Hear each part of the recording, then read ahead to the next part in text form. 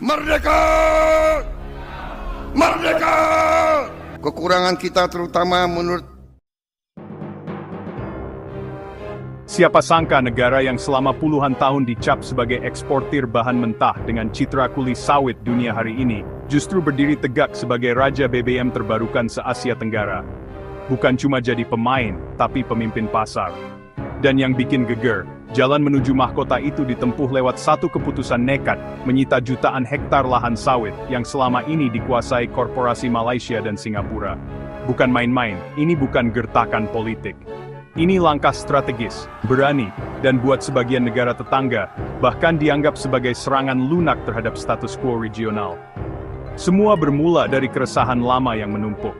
Selama bertahun-tahun, sawit kita terus diekspor mentah, nilai tambahnya dinikmati di luar negeri.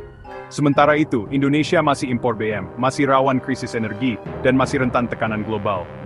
Pemerintah tahu ada yang nggak beres. Tapi tekanan oligarki, kontrak jangka panjang, dan permainan mafia lahan bikin tangan negara serasa terikat.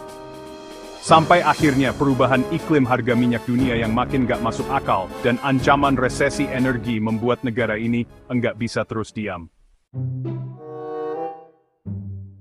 Momentum itu datang pada awal 2025 ketika audit kepemilikan lahan sawit nasional dimulai secara besar-besaran. Kementerian Agraria, ISDM, LEK, dan KPK bersatu dalam satu tim lintas lembaga. Mereka buka data, lacak jejak digital, bongkar kepemilikan lewat Panama Papers versi lokal. Hasilnya bikin merinding. Lebih dari 2 juta hektar lahan sawit, lahan subur strategis dan berproduktivitas tinggi ternyata dikendalikan oleh entitas asing. Sebagian besar berasal dari Malaysia dan Singapura.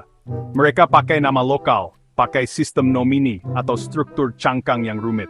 Tapi ketika jejak uang dan kepemilikan saham dilacak sampai ke akar, semuanya terbuka. Dan saat itulah negara mengambil sikap.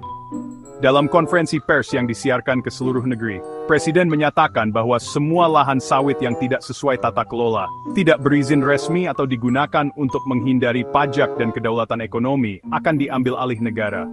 Tidak peduli siapa pemiliknya, tidak peduli seberapa besar grup bisnis di belakangnya. Ketegasan ini langsung bikin ramai. Bursa saham di Kuala Lumpur terguncang. Investor Singapura mulai tarik diri dari proyek-proyek agribisnis. Tapi Indonesia tetap melangkah. Hukum ditegakkan, izin dicabut, lahan disita, dan semua dikembalikan kepada negara untuk dikelola sebagai aset energi nasional. Dalam waktu singkat, lahan yang sebelumnya jadi tambang emas bagi investor asing, sekarang jadi basis produksi BBM hijau. PTPN, Pertamina, dan perusahaan energi baru milik negara langsung membangun fasilitas produksi biodiesel dan bioaftur. Teknologi dari dalam negeri dikombinasikan dengan kemitraan dengan negara-negara Eropa yang sedang gencar transisi energi. Hanya dalam waktu 9 bulan, Indonesia bukan cuma bisa mencukupi kebutuhan biofuel domestik, tapi juga mulai mengekspor ke negara-negara tetangga. Filipina, Thailand, bahkan Australia mulai antre. Efeknya menyebar cepat. Harga BBM dalam negeri mulai stabil. Ketergantungan impor menurun tajam. Cadangan devisa menguat. Tapi bukan cuma angka-angka itu yang penting. Yang lebih penting adalah bagaimana rakyat kecil mulai merasakan langsung dampaknya. Desa-desa sawit yang dulu hanya jadi buruh di tanah sendiri, sekarang dilibatkan dalam sistem koperasi energi. Petani diajak jadi pemilik saham, bukan cuma buruh panen. Lulusan SMK pertanian dilatih jadi teknisi energi. Perempuan desa diajari kelola limbah sawit jadi bioetanol skala rumah tangga. Revolusi ini nggak cuma soal teknologi, tapi soal keadilan. Di level global, langkah Indonesia langsung mengubah peta kekuatan energi Asia Tenggara. Malaysia murka. Mereka melobi ASEAN agar Indonesia dihukum karena melanggar prinsip non-intervensi ekonomi. Singapura lebih elegan. Mereka ajukan arbitrase lewat jalur internasional. Tapi Indonesia siap. Argumen kita kuat bahwa semua kebijakan ini adalah untuk kedaulatan, keberlanjutan, dan demi masa depan rakyat sendiri. Bahkan banyak negara berkembang mulai bersimpati. Mereka lihat Indonesia sebagai contoh negara yang berdui menata ulang kepemilikan sumber daya. Sementara itu, negara-negara maju pun mulai berubah sikap. Uni Eropa yang dulu getol menyudutkan sawit Indonesia, sekarang malah ingin kerjasama dalam proyek energi berkelanjutan. Perusahaan Jerman dan Swedia tertarik investasi di bioaftur Indonesia. Jepang mulai bangun pelabuhan khusus untuk ekspor biofuel dari Kalimantan ke Osaka, Amerika. Mereka memantau, tapi diam-diam kagum karena ternyata Indonesia membuktikan bahwa transisi energi enggak harus dimulai dari negara kaya, justru dari negara berkembang, yang tahu betul betapa pentingnya kemandirian energi. Dalam negeri pun mengalami perubahan besar.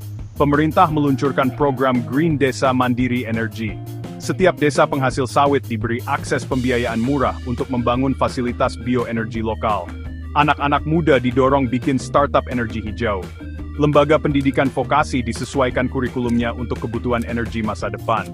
Bahkan bank-bank BUMN sekarang punya produk kredit khusus buat petani sawit yang ingin beralih ke produksi energi. Tapi tantangan tentu belum selesai.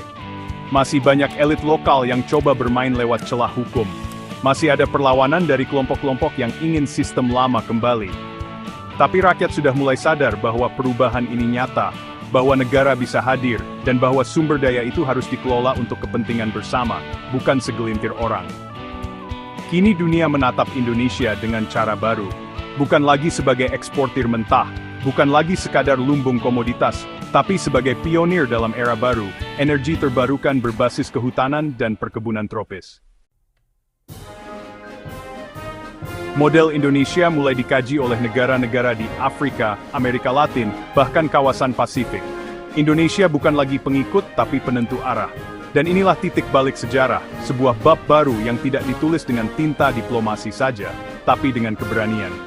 Indonesia membuktikan bahwa ketika negara berdiri tegak, kedaulatan bukan cuma kata-kata. Ia nyata bisa dirasakan dan bisa mengubah nasib jutaan orang. Jadi, kalau hari ini kamu masih ragu bahwa Indonesia bisa jadi kekuatan energi dunia, mungkin kamu belum melihat dengan mata terbuka. Karena sejarah sedang ditulis hari demi hari, dari Kalimantan hingga Riau, dari Sumatera ke Sulawesi. Dan kita semua bagian dari cerita besar ini.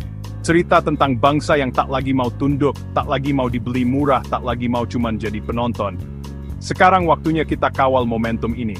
Bukan hanya serahkan semua ke pemerintah, tapi juga ikut jaga, ikut awasi, dan ikut terlibat. Dukung energi hijau, dukung koperasi desa, dukung kebijakan nasional yang berpihak pada rakyat, bukan konglomerat. Karena kalau bukan kita yang rawat siapa lagi, Indonesia sedang bangkit. Bukan dengan senjata, bukan dengan ancaman, tapi dengan energi. Energi yang bersih, yang adil, dan yang berdaulat.